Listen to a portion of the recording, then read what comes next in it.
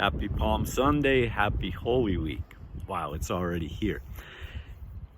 You know, in Romans 5:8, it says, while we were yet sinners, Christ died for us. And that's an amazing thing that we ought to celebrate in, we ought to give thanks in. But if we only take our faith from that perspective, we become like the crowds in our first gospel reading. You know, they are cheering on Jesus during his triumphant entry into Jerusalem. But I would say we need to also add that, you know, we ought to see our faith as Christ dying in us, so we can be resurrected to new life, and also Christ dying in us so we can allow the resurrection of God's grace to flow through us towards others. Now, as an example, let's say I have a resentment towards someone. You know, I have to allow God's grace to crucify that so I can be resurrected to new life. And usually we hit a certain point in time where we're like, my goodness, I got to let this go. We got to allow God's grace to crucify whatever that is so that our inner being can be raised to new life. This also comes, you know, when we think of politicians. Sometimes we have to just allow, you know, what they are doing in their lives to be crucified in us so we don't become overwhelmed by it, so our inner being can be resurrected to new life.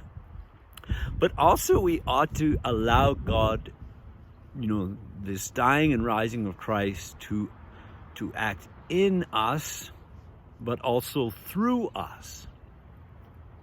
You know, somebody may hurt us. Somebody may do something that we don't appreciate. Sometimes people do things to us that they don't even know that they've done wrong to us. And so we have to allow the power of God's grace to act through us so we can raise that person to new life, or we can see that person with the same eyes that God sees that person. Now, in the second reading, the letter to the Philippians, we have both a descent and also an ascent. You know, the first descent of Jesus is his birth. You know, he's born among us. God takes on human flesh.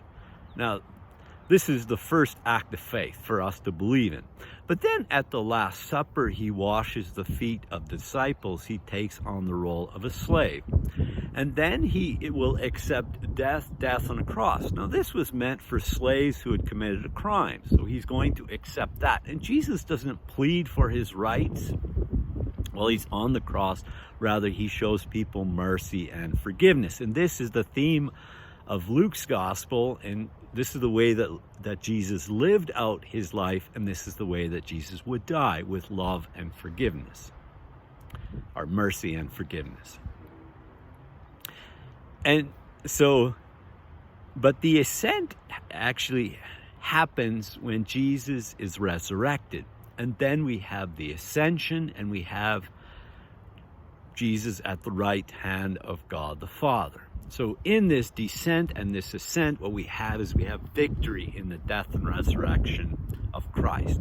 This is what we celebrate. This is the focus in our lives. This is what happens in us, and this is what can happen through us. And so as we gather around the table, Lord, we celebrate and remember Christ dying and rising for us, also in us and through us, so that we can be witnesses of God's grace towards others.